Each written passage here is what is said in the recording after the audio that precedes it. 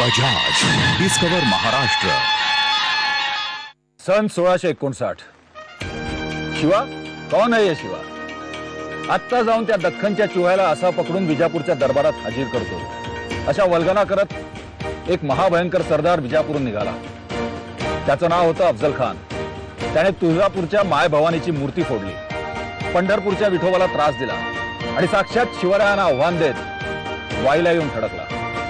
या काळेबाज खानाला शक्तीने नाही तर युक्तीने मारला पाहिजे हे शिवरायांनी हेरलं होतं। आणि पुढे काय झालं हा इतिहास सर्वांनाच ज्ञात आहे। बरोबर ओळखलं। मी चाललोय प्रतापगडावर स्वतः शिवरायांनी प्रतिष्ठापना केलेल्या शिवभवानीच्या दर्शनाला, आणि माझ्यासोबत आहे माझी बजाज डिस्कवर DTSI 150cc बाईक।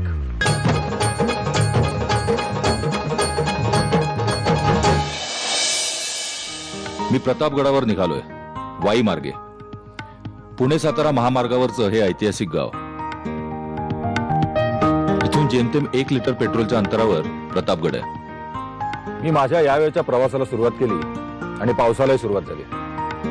माहितीने हा पाऊस माझी कुठपर्यंत साथ करणार आहे, पण या अजस्त्र डोंगररंगामधून जाणारा रस्ता मला पुढच्या जावळीच्या खोऱ्यात घेऊन जाणार आहे आणि तिथून रडतोंडीच्या घाटातून मी प्रतापगडावर जाणार आहे। आणि या खडतर प्रवासात माझी साथ देणार आहे माझी बजाज डिस्कवर बाईक।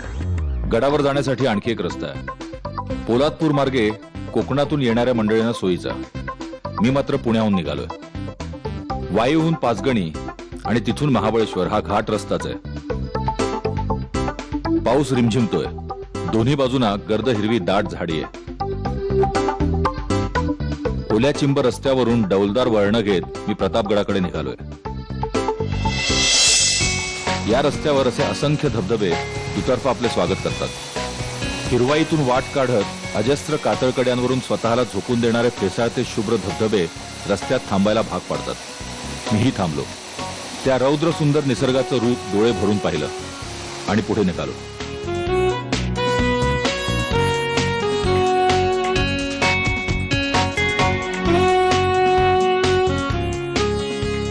गर्द धुक्याच्या पडद्यातून वाट काढत हा घाट रस्ता मला प्रतापगडाकडे घेऊन चाललाय आणि माझ्यासोबत आहे माझी बजाज डिस्कवर।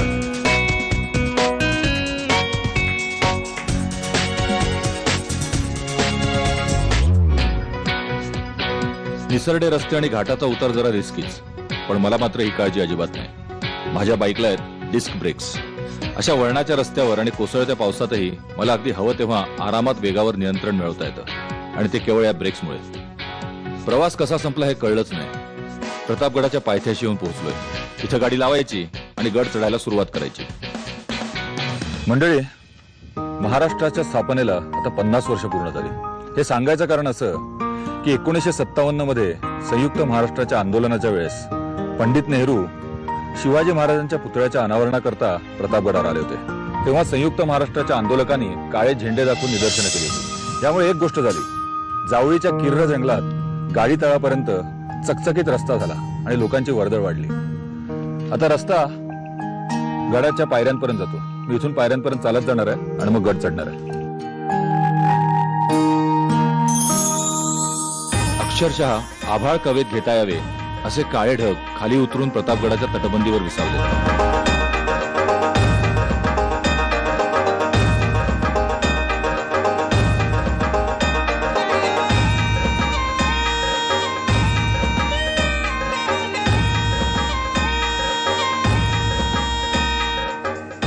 हिरव्या कंच रंगाच्या सगळ्या छटा अंगावर मिरवत जावळीचं खोरं धुक्यात पहुडलंय। 500 वर्षांच्या इतिहासाला साक्ष देणारा हा परिसर म्हणजे स्वराज्याच्या इतिहासाचा मूक साक्षीदार आहे। गडाच्या पायऱ्यांची डागडुजी झाली आहे, त्यामुळे आजूबाजूच्या हिरवाईच्या साथीनं माझी वाटचाल आनंदाची झाली। दरवाजाच्या अलीकडे 2 बुरुजांच्या सापटीतून पायऱ्यांची अरुंद वाट वर गेली आहे। ही वाट इतकी अरुंद आहे की शत्रूचं सैन्य इथवर आलंच तर कोंडी करून मारता येईल। हा किल्ल्याचा महादरवाजा, हा पश्चिमाभिमुख आहे। शिवकालीन किल्ल्यांचं वैशिष्ट्य सांगणारा गोमुखी प्रकारचा आहे। त्या काळात हा दरवाजा सकाळी उघडला जाईल आणि रात्री बंद केला जाईल, त्यानंतर कोणालाही प्रवेश नसेल। तीच प्रथा आज तागायत चालू आहे। दरवाजातून आत गेल्यावर दोन्ही बाजूला पहारेकऱ्यांच्या प्रशस्त देवड्या आहेत। आता तिथं गडावर सापडलेली एक तोफही ठेवली आहे.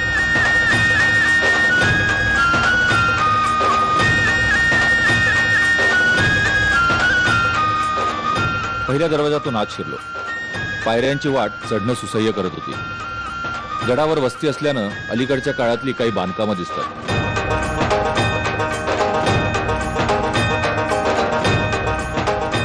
पुढे जाताना पूर्वेकडच्या एका बुरुजानं लक्ष वेधून घेतलं. हा टेहळणी बुरुज. प्रतापगडाचं चित्र म्हणून लहानपणी इतिहासाच्या पुस्तकामध्ये याच बुरुजाचं चित्र पाहिल्याचं आठवतं. पायऱ्या चढताना उजवीकडे तळं दिसलं. याला रहाटाचं तळं म्हणतात. गडावरचे लोक आजही रोजच्या वापरासाठी याच पाण्याचा उपयोग करतात.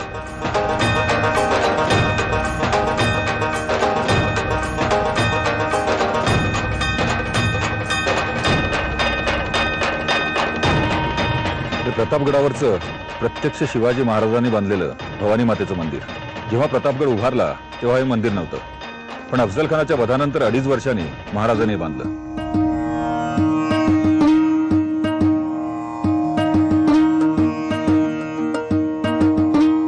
प्रवेशद्वारातून आत आलो आणि प्रशस्त आवार असलेलं सुबक घडणीचं भवानी मंदिर नजरेला पडलं. अफजल खानाच्या स्वारीत त्याने केलेली भवानी मातेची विटंबना महाराज विसरले नव्हते. भवानी माता हे शिवाजी महाराजांचं स्फूर्तिस्थान. त्यामुळे तिचं हवं तेव्हा दर्शन घेता यावं म्हणून अफजल वधानंतर महाराजांनी भवानी मातेची प्रतिष्ठापना प्रतापगडावरच केली. एका दगडी चौथऱ्यावर विविध प्रकारच्या तोफा एकत्र करून ठेवलेल्या दिसल्या.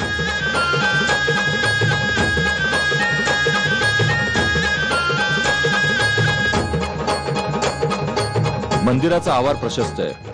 सध्या भाविकांना वेगळ्या प्रवेशद्वारातून मंदिरात सोडलं जातं. मी मात्र तुम्हाला जुन्याच प्रवेशद्वारातून नेणार आहे.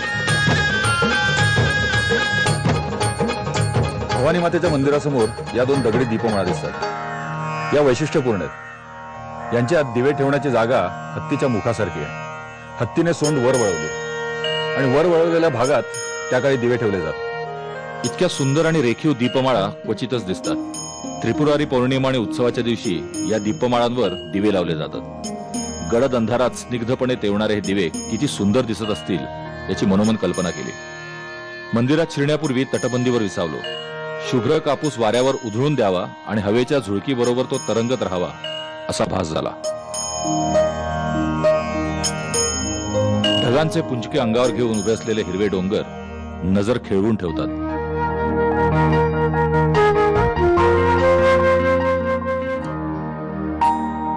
प्रवेशद्वारातून मंदिराच्या सभामंडपात शिरलो. छताला लटकलेली हंड्या झुंबरं, रेखीव खांब आणि भरपूर प्रकाशाने भरलेला तो स्वच्छ सभामंडप बघून भारावलो. पूर्वी या सभामंडपाच्या छतावर कोळंब म्हणजे गवताचे भारे टाकलेले होते.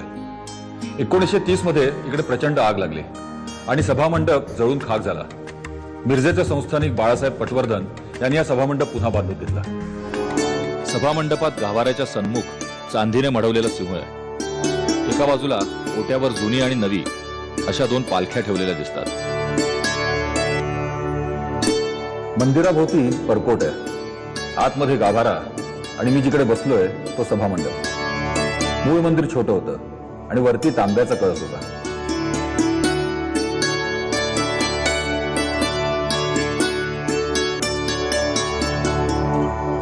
ज्या भवानी मातेनं छत्रपती शिवरायांना हिंदवी स्वराज्य स्थापण्याचं बळ दिलं त्या शिवभवानीला अभिषेक करण्याचं भाग्य त्या दिवशी मला मिळणार होतं.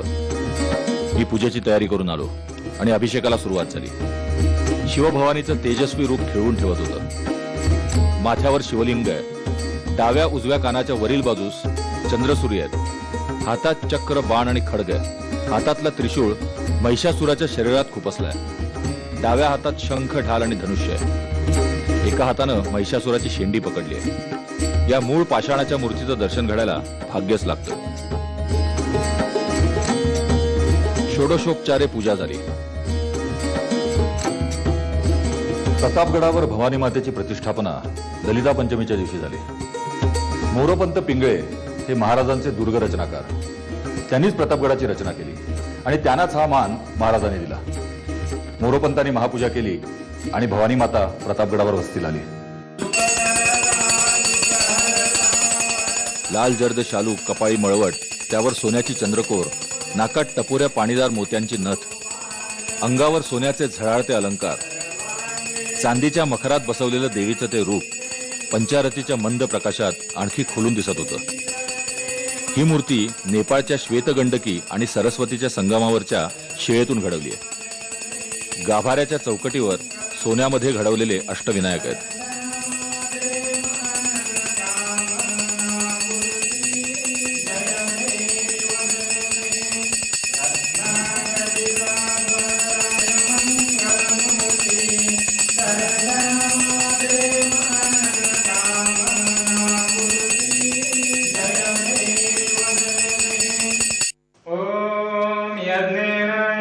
शिवकालापासून चालत आलेले नित्योपचार इथं आजही होतात. सूर्योदयापूर्वी आणि सूर्यास्तानंतर चौघडा वाजतो.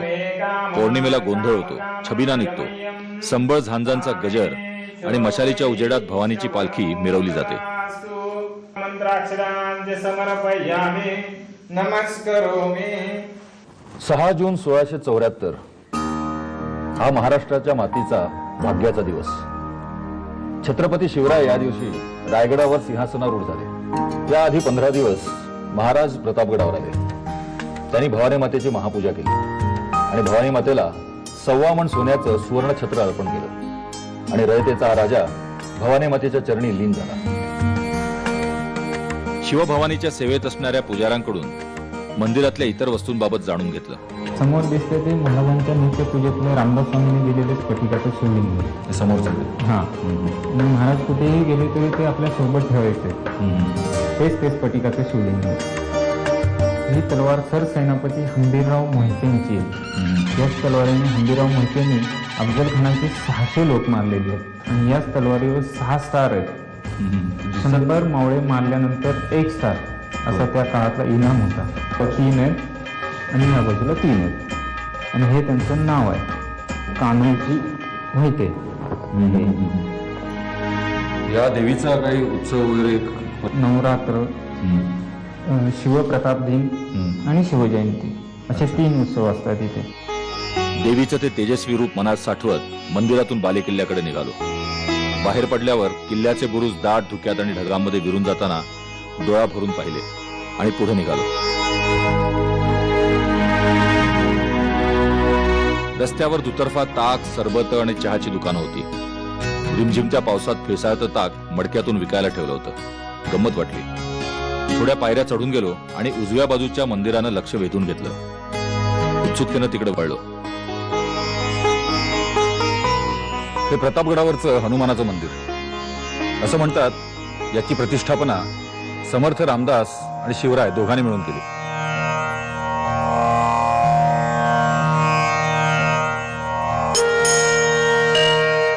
हनुमंताची मूर्ती समोर पाहणारी असून आशीर्वादाच्या मुद्रेत आहे. मूर्तीखाली असणाऱ्या चौथऱ्यावर लावलेल्या संगमरवरी पाटीवर या मंदिरातल्या फरशीचं काम छत्रपती ताराराणी साहेबांनी केल्याची नोंद आहे. मारुती समोर एक शिवलिंग आहे. उरलेल्या पायऱ्या चढून आलो. एका बुरुजाला वळसा घातला आणि बालेकिल्ल्याच्या महाद्वारापाशी येऊन ठाकलो. बहिरपी कमानीचा हा दरवाजा अतिशय रेखीव आहे. दरवाजाच्या दोन्ही बाजूला व्याल किंवा शरभाची शिल्प आहेत. तसंच इतर कोणत्याही गडावर न आढळणारा मंगल कलश आहे. गडाच्या संरक्षक सत्तेची ती प्रतीकं मानली जातात.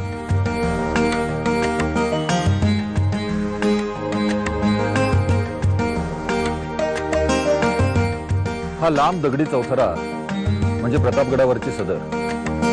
या सदरेशी निगडीत एक अतिशय महत्वाची ऐतिहासिक घटना तुम्हाला सांगावीशी वाटते. जेव्हा अफजल खान स्वराज्यावर स्वारी करून आला तेव्हा खंडोजी खोपडे फंद फितुरी करून अफजल खानाला सामील झाला. पुढे अफजल खान मारला गेल्यावर कान्होजी जेध्याना मध्यस्थ करून तो महाराजांना शरण आला. तो इथेच या सदरेवर. महाराजांनी थोडा सुद्धा विचार न करता त्याचा उजवा हात आणि डावा पाय कलम करण्याची शिक्षा दिली आणि निमिषार्धात त्याची अंमलबजावणी झाली. यावरून हे सिद्ध होतं की स्वराज्यात फंद फितुरीला अजिबात थारा नव्हता. अशा या कर्तव्य कठोर राजाची आठवण या सदरेपाशी आल्यावर होते. स्वराज्य स्थापनेच्या वाटचालीत महाराजांना परकीयांपेक्षा स्वकीयांचा बंदोबस्त करण्यात भरपूर शक्ती खर्च करावी लागली.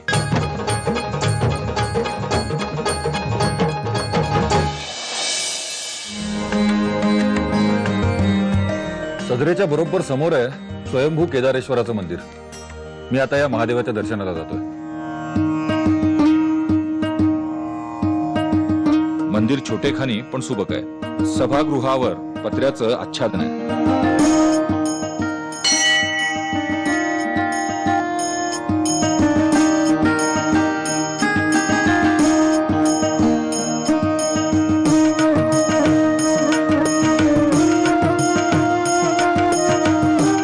सभामंडपातून गर्भगृहात आलो. अतिशय रेखीव असं हे स्वयंभू शिवलिंग आहे. शिवलिंगावर अभिषेक पात्रातून संततधार पडत होती. पिंडीवर 2 नागप्रतिमा आहेत. समईच्या मंद प्रकाशात उजळून निघालेल्या गाभाऱ्यातली शांतता आणि पावित्र्य अंतर्मुख करून गेलं. श्री शंकराची आरती केली.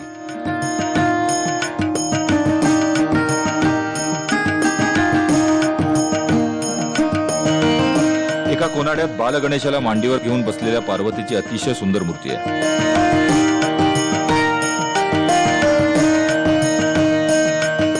शेजारी आणखी एक शेंदूर विलेपित गणेश मूर्तीही दिसते.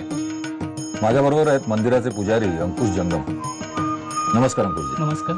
अंकुशजी, आत मी बघितलं की अतिशय सुंदर अशी शंकराची पिंड आहे. ही कुणी बनवली किंवा इकडे सापडली किंवा काय काही माहिती द्याल का तुम्ही? मुळात कसं आहे, ज्यावेळेस किल्ला बांधला गेला प्रतापगड त्यावेळेस मोरपंथ पिंगळे किल्ला बांधताना इथे भवानीमातेचं मंदिर बांधणार होतं, परंतु इथे जागा साफ करताना स्वयंभू असे पिंड सापडली. त्यामुळे त्या शंकराचं मंदिर इथे बांधलं आणि भवानीमातेचं मंदिर खाली. तर मंदिराचं आतलं जे बांधकाम आहे ते हेमाडपंथी बांधकाम आहे. आतला फक्त गाभारा जुना आहे आणि बाहेरचं सभागृह आत्ता नंतर बांधलं गेलेलं आहे. जुन्या काळात ज्यावेळेस महाराज अफजल खान भेटीला गेले तर इथे अभिषेक करून गेले आणि त्यांची जी इच्छा आहे अफजल खान वधाची ती पूर्ण झाली. बरं, त्यामुळे याला इच्छापूर्ती केदारेश्वर मंदिर देखील म्हटलं जातं. धन्यवाद अंकुशजी. केदारेश्वर मंदिरापासून पुढे निघालो आणि तलवार उंचावून विजयी आवेशातला भव्य शिवपुतळा समोर दिसला. 1957 मध्ये पंडित जवाहरलाल नेहरू यांच्या हस्ते या पुतळ्याचं अनावरण झालं. त्यावेळेचे मुंबई प्रांताचे राज्यपाल डॉक्टर हरेकृष्ण मेहताब यांच्या पुढाकारानं या पुतळ्याची उभारणी झाली. प्रसिद्ध शिल्पकार कामत यांनी अतिशय सुंदर आणि रेखीव असा हा पुतळा घडवलाय. 5 मीटर उंचीच्या या पुतळ्याखालचा दगडी उंचीचा चौथरा 6 मीटर उंचीचा आहे. शिवरायांना वंदन करून तटबंदीतल्या एका बुरुजापाशी आलो. खाली डोकावताना थांग लागत नाही अशी खोल दरी आहे. आजूबाजूला जावळीचं किर्र जंगल.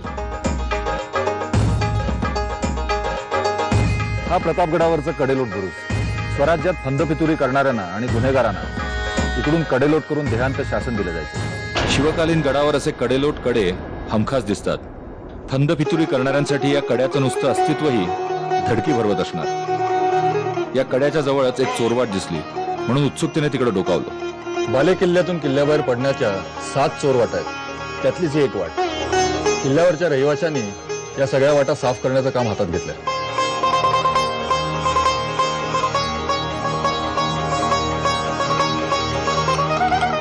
चोर वाटेनं खाली गेलो तर एका कड्यापाशी येऊन ती थांबलेली. शत्रूनं गड वेढला तर गुपचूप बाहेर सटकण्यासाठी या वाटांचा उपयोग व्हायचा. पण अशा कड्यांवरून खाली उतरायचं म्हणजे दोरखंड बांधूनच. अफाट शक्ती, चपळाई आणि दुर्दम्य इच्छाशक्ती असेल तरच अशा वाटांनी उतरणं शक्य होतं.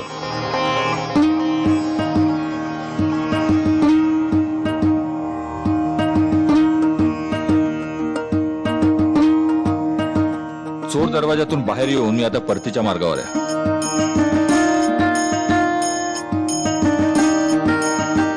समोर दिसणारा दरवाजा आता वापरात नाही, पण हा बाले किल्ल्याकडे जाणारा मूळ मार्ग होता.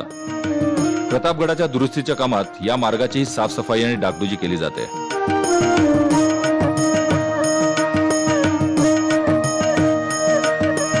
या साफसफाईबद्दल तिथल्या रहिवाशांकडून जाणून घेतलं.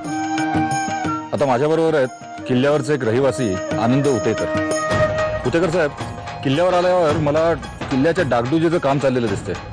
कशा प्रकारचं काम चाललंय? आज आम्ही महाराष्ट्रातला पहिला किल्ला ग्रामस्थांनी रिपेरिंगला घेतला. राजमाता कल्पनराजे भोसले, श्रीमंत छत्रपती उदयनराजे भोसले आमचे खासदार, शिवरायांचे 13 वंश यांच्या आशीर्वादाने गुळ, चुना, तुरटी, उडीद डाळ यातून प्रतापगडचं काम चालू केलं. प्रतापगडचं आम्ही काम चालू केलं. आमच्या मदतीला धावून आले प्रवीण भोसले सांगली, चंद्रकांत उतेकर, कौस्तुभबाई बुटाळा खेडचे आणि नाना यादव. आणि कुठलीही मदत न घेता कुठलेही पैसे न घेता त्यांनी प्रतापगडसाठी पूर्ण आपल्याला श्रमदान करून कामाला सुरुवात केली. आज आम्हाला उत्खनन करत असताना काही पायऱ्या सापडल्या, शिवकालीन पायऱ्या सापडल्या, हौद सापडला, 2 जाती सापडली. जाती म्हणजे चुन्याची घाणी जी करण्यासाठी असतात ती जाती सापडलेली आहेत. आणि शिवकालीन जे गाडलं गेलं होतं ते परत आपण खोदून काढलेलं आहे. म्हणजे पूर्ण जसा शिवरायांचा किल्ला होता तसाच आपण किल्ला बनवतो. त्यामध्ये बदल कुठला करत नाही. किल्ल्याच्या डागडुजीचं काम मोठ्या प्रमाणात चालू आहे. गावकऱ्यांनी आपल्या परिसरातला इतिहास जागता ठेवण्यासाठी मनात आणलं तर किती मोठं काम उभं राहू शकतं याचं हे आदर्श उदाहरण ठरावं. स्वराज्यावर अफजल खानाच्या रूपाने आलेलं संकट महाराजांनी नेस्तनाबूत केलं. तो प्रतापगड पाहून पुन्हा एकदा ऊर अभिमानानं भरून आला. त्यांना बळ देणाऱ्या अष्टभुजा महिषासूर मर्दिनीच्या रूपाला पुन्हा एकदा मनोमन वंदन करत प्रतापगडाचा निरोप घेतला. बजाज डिस्कवर महाराष्ट्र.